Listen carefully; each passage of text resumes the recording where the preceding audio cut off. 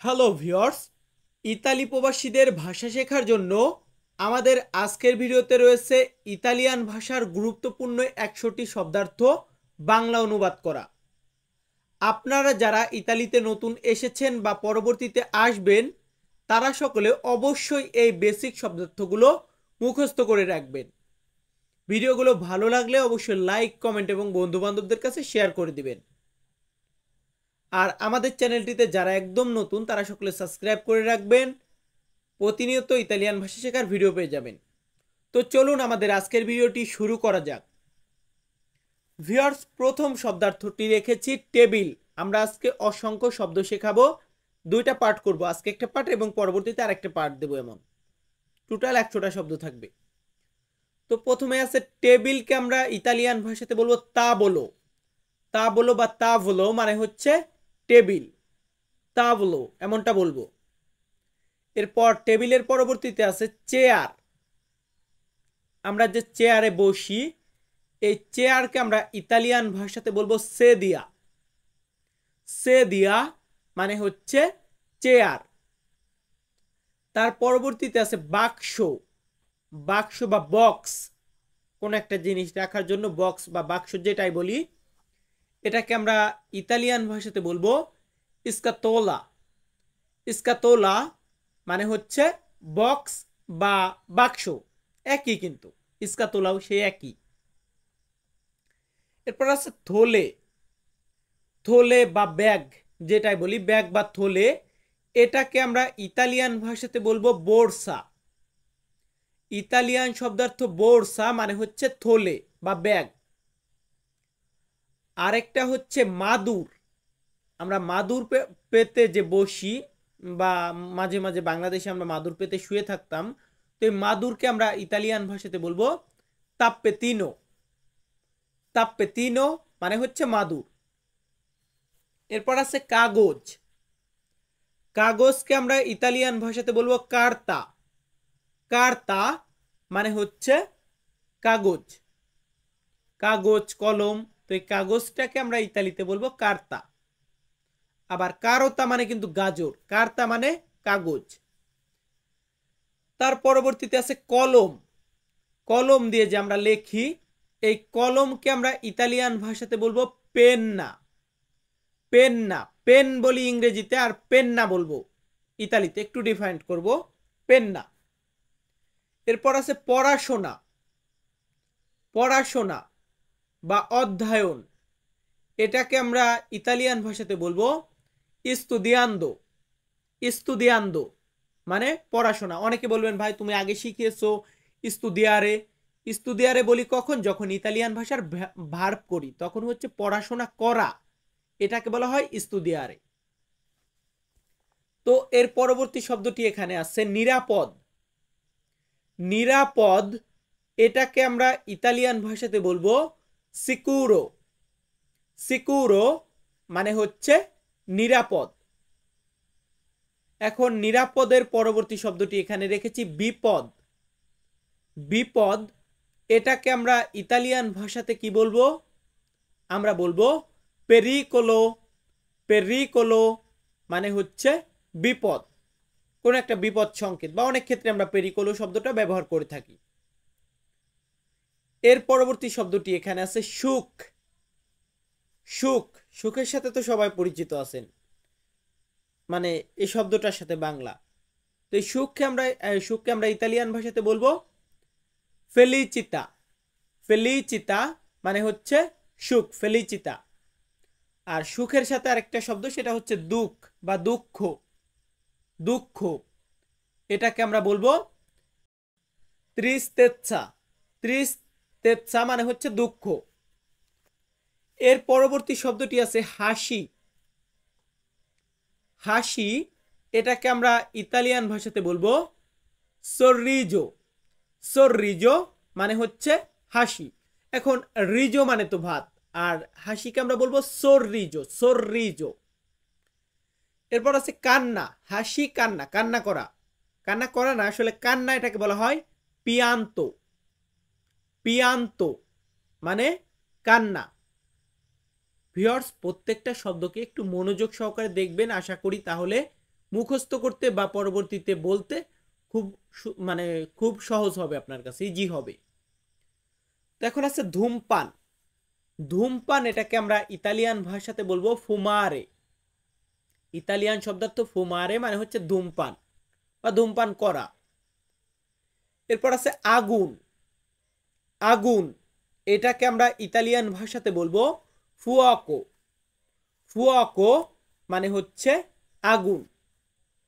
তো যাই হোক, এখন আমরা কি করব, এখন আমরা এই যে আটটি আটটি করে শব্দ দিয়েছি, এখন পরবর্তী আটটি শব্দতে শেখাতে যাব আপনাদেরকে। তো এখন প্রথম শব্দটি এখানে কি আছে, প্রথম শব্দটি আছে সঠিক। সঠিক এটাকে আমরা ইতালিয়ান ভাষাতে বলবো corretto। corretto মানে সঠিক। এর পরবর্তীতে আছে এইটা। এইটা বা এটা, এটা এগুলাকে আমরা ইতালিয়ান ভাষাতে বলবো কুয়েস্তো। কুয়েস্তো বা কিছু ক্ষেত্রে আমরা বলি কুয়েস্তা, এটার মানে হচ্ছে এইটা বা এটা। এরপর আছে জায়গা।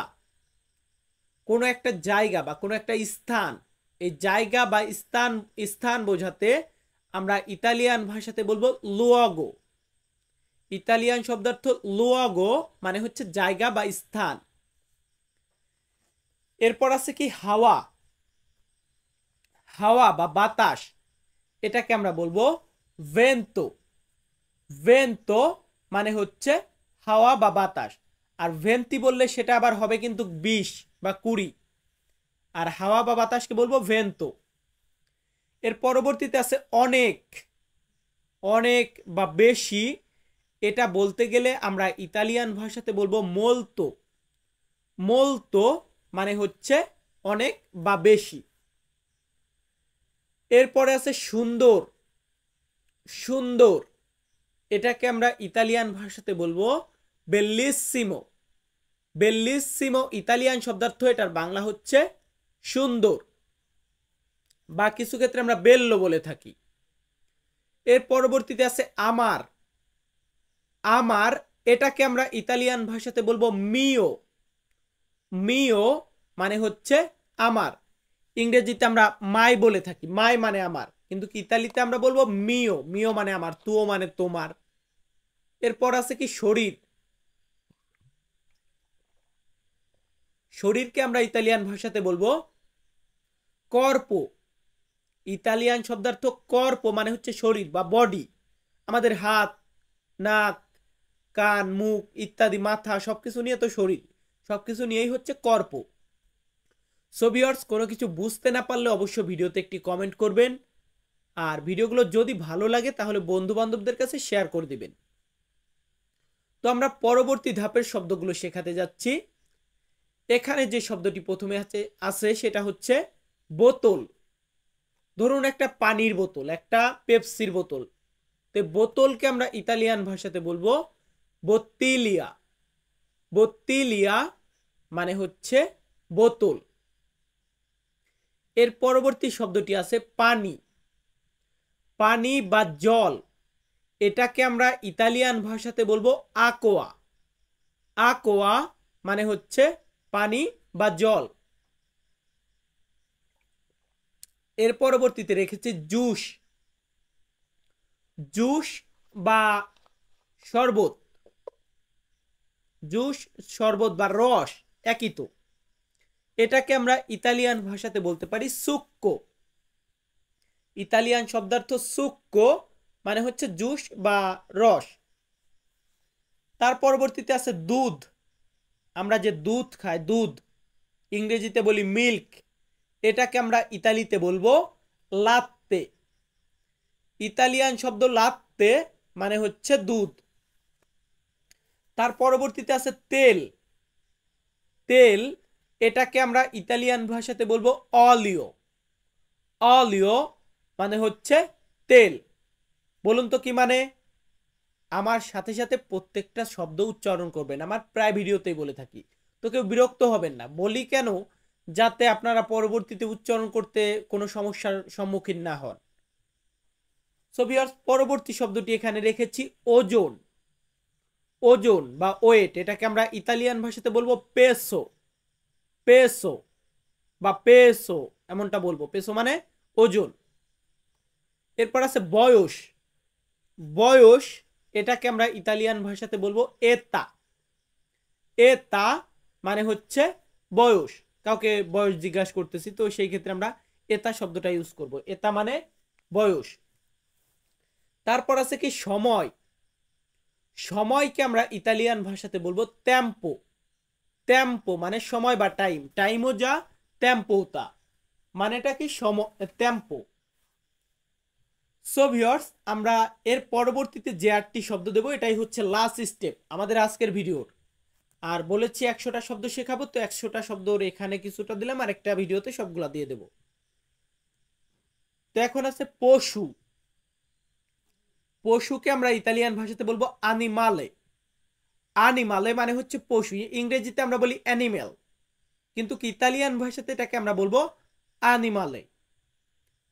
দেন এখানে আছে ফুল। ফুল এটাকে আমরা ইতালিয়ান ভাষাতে বলবো ফিওরি। ইতালিয়ান শব্দার্থ ফিওরি মানে হচ্ছে ফুল। দেন এখানে আছে কি মশলা। মশলা এটাকে আমরা ইতালিয়ান ভাষাতে কি বলবো, এটাকে আমরা ইতালিতে বলবো স্পেজিয়া।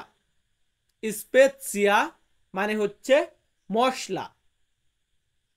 দেন এখানে আছে মরিচ। মরিচ, মরিচকে আমরা ইতালিতে বলবো পেপে।